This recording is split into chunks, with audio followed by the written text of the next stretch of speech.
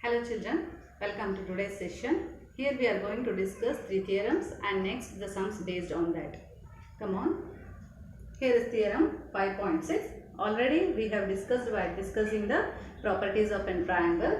Here this triangle says that when two sides of a triangle are not equal, then the angle opposite to the largest side is the longer side.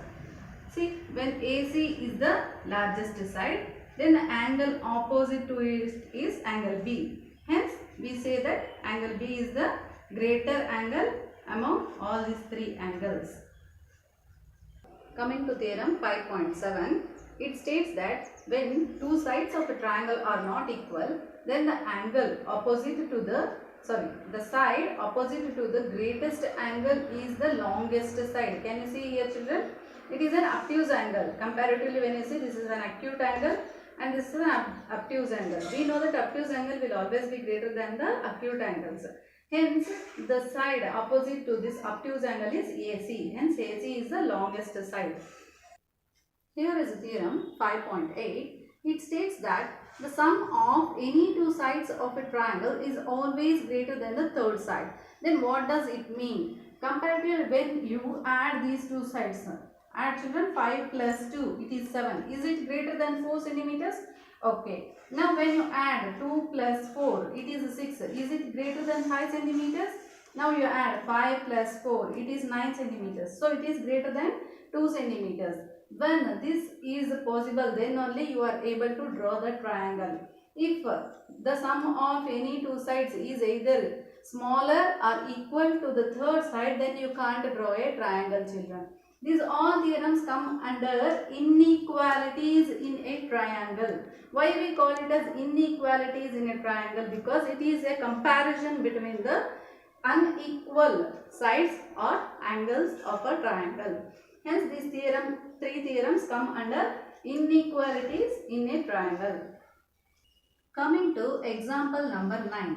Here what they have given means D is a point on the triangle ABC and they have also given side AD is equal to side AC. Now you have to prove AB is greater than AD. That means this side AB is greater than AD. So here I am going to adapt our previous knowledge which utilizes the exterior angle is always equal to sum of interior opposite angles. That means exterior angle will always be greater than the interior opposite angles. Hence, come children, let us go to the sum. They have already given AD equal to AC. Hence, the angles ADC and ACD will be equal. Why? Because the angles opposite to the equal sides are always equal. Hence, using that I can take ADC is equal to ACD. Now, I can take A, that is angle ABD plus angle BAD is equal to angle ADC. That means it is an exterior angle. When exterior angle is ADC, I can say ABD is less than angle ADC. See here children, I have written that same. ADC is greater than ABD. That means ABD is less than ADC. Okay. And I have interchanged ADC as ACD. Why? Because we already have written here. Same I have replace ADC by ACD. Next, ACB is greater than ABC. ACB is greater than ABC. So, when this angle is the greatest angle in the triangle ABC, then the side opposite to this is AB. Hence, AB side is greater than AC side. When AB side is greater than AC side, ultimately AB side will be greater than AD side because AD is equal to AC already they have given in your question. Coming to exercise 7.4. Here is your first question. So, show that in an right angle triangle, hypotenuse is the longest side. Actually, by seeing the figure, you can say hypotenuse, that is AC, the side opposite to the right angle. It will look longest side. But here they have asked you to prove that AC is the longest side. So how to prove this?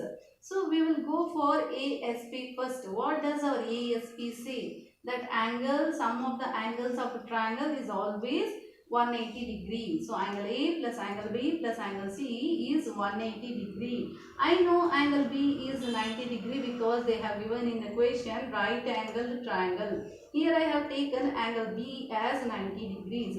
So I will substitute here in the place of angle B as 90 degree. When I take 90 degree to the other side, then 180 degree minus 90 degree. Hence angle A plus angle C is 90 degree. Here this proves that when angle B is 90 degree, that sum of other two sides is 90 degree. When sum of any other two angles is 90 degree, then both the angles should be an acute angles, and both the angles should be less than 90 degree, then only the sum will become 90 degree. Hence both, it is clear that angle A and angle C are acute angles. Hence angle A is less than angle B, angle C is less than angle B. So we finally concluded that angle B is the greatest angle among all the angles in this triangle. When angle B is the greatest angle, we already have in our theorem that the side opposite to the greatest angle is the longest side. Hence AC is the longest side. We call AC here as the hypotenuse. Hence we can conclude that hypotenuse of an right angle triangle is the longest side of an right angle triangle. Hope so you understood the problem, children. Thank you.